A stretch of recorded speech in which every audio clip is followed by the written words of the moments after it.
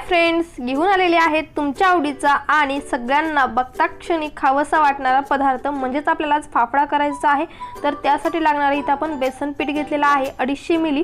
250 मिलीचा हा कप आहे।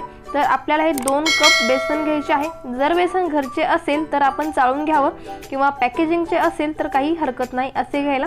तर इथे आपण घरचे बेसन चाळून घेतलेला आहे। त्यानंतर आपण इथे ओवा घेतलेला आहे 1 टेबलस्पून। बघू शकता, तुम्ही पोहे खायचा चमचाही वापरू शकता। तर हातावर आपल्याला हा क्रश करून घ्यायचा आहे अशा प्रकारे। तर यामुळे छान याची स्मेल पसरली जाते पिठामध्ये।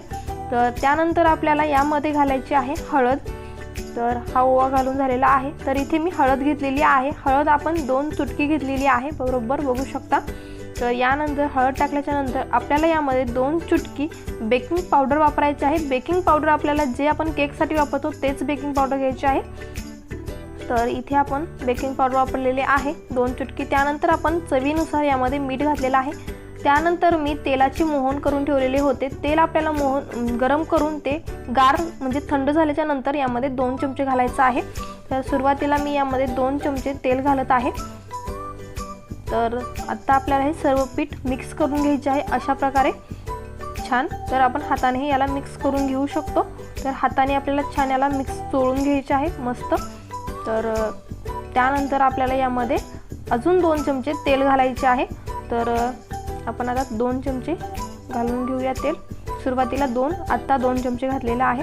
म्हणजे सगळे मिळून आपल्याला 4 चमचे यामध्ये तेल वापरलेले आहे आतापर्यंत। तर आता आपण याला चोळून घेऊया आणि बघूया की याची छान मूठ बनते का नाही आहे हातामध्ये। तर अशा प्रकारे छान मूठ बनली की आपल्याला समजून जायचं आहे आपलं पीठ छान तयार झालेलं आहे। त्यानंतर आपल्याला छान असा गोळा करून घ्यायचा आहे। त्यासाठी मी अर्धा कप पाण्याचा वापर करत आहे।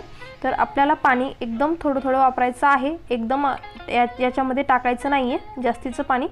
तर अर्ध्या कपामध्ये हे पूर्ण गोळा झाला पाहिजे। तर बघू शकता, तर एकदम छान असा आपल्याला गोळा याचा मळून घ्यायचा आहे।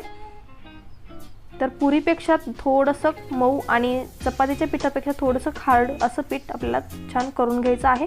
तर आता मी थोडंसं त्याला मऊसरपणा येण्यासाठी वरनं 2 चमचे तेच तेल वापरत आहे जे की मोहनसाठी होतं। तर बघू शकता एकदम छान असा मऊसरपणा याला येईल असं आपल्याला याला छान मिक्स करून असा गोळा छान मळून घ्यायचा आहे हातावरती। तर याला आपण थोडंही रेस्ट करण्यासाठी ठेवायची गरज लागणार नाही, लगेचच केलं की आपण हे करून घेऊ शकतो पीठ आपलं मळून झाल्या। तर अशा प्रकारे याचे आपल्याला गोळे करून घ्यायचे आहेत। बघू शकता छान असा गोळा आपल्याला लिंबाच्या साईजचा असा आपल्याला गोळ्याचा करून घ्यायचा आहे। प्रत्येक आपल्याला असेच साईजचे गोळे करून घ्यायचे आहेत। तर आपण चला तर याचे गोळे करून घेऊयात।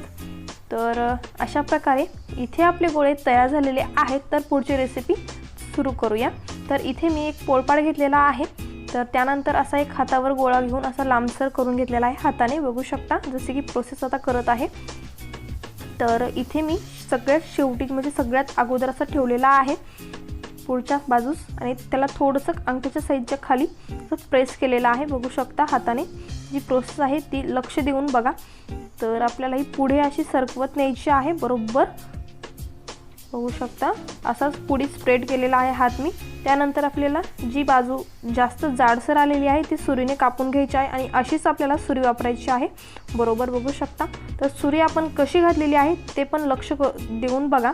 तर आपण ही अर्धी सुरीची बाजू पुढे ठेवलेली आहे आणि अर्धी बाजू मध्ये घालून याला वरती असं ढकललेलं आहे। तर कुठेही सुरी हलवायची नाही आहे मध्ये। तर बरोबर आपण अशी काढलेली आहे, बघू शकता एकदम छान अशी आलेली आहे। जशी लेअर आलेली आहे तशीच ठेवायची आहे आपल्याला। तर त्यासाठी आपण इथे गरम करण्यासाठी तेल ठेवलेलं होतं। तर तेल एकदम छान असं गरम झालेलं आहे। तर आपल्याला भांडं मोठं घ्यायचं आहे, त्यामध्ये आरामशीर हे तळल्या जावं असं। तर बघू शकता एकदम छान असं याला फ्राय करून घ्यायचं आहे। याचा कलर आपल्याला कुठेही असा काळसर किंवा लालसर करायचा नाही आहे, एकदम पिवळं दिसलं तरच आपल्याला लगेचच याला काढून घ्यायचं आहे, बघू शकता अशा प्रकारे। तर इथे आपली रेसिपी तयार झालेली आहे, बघू शकता।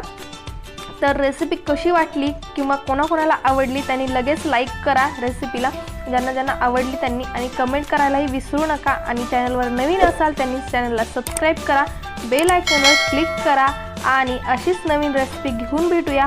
तोपर्यंत बाय बाय, काळजी घ्या।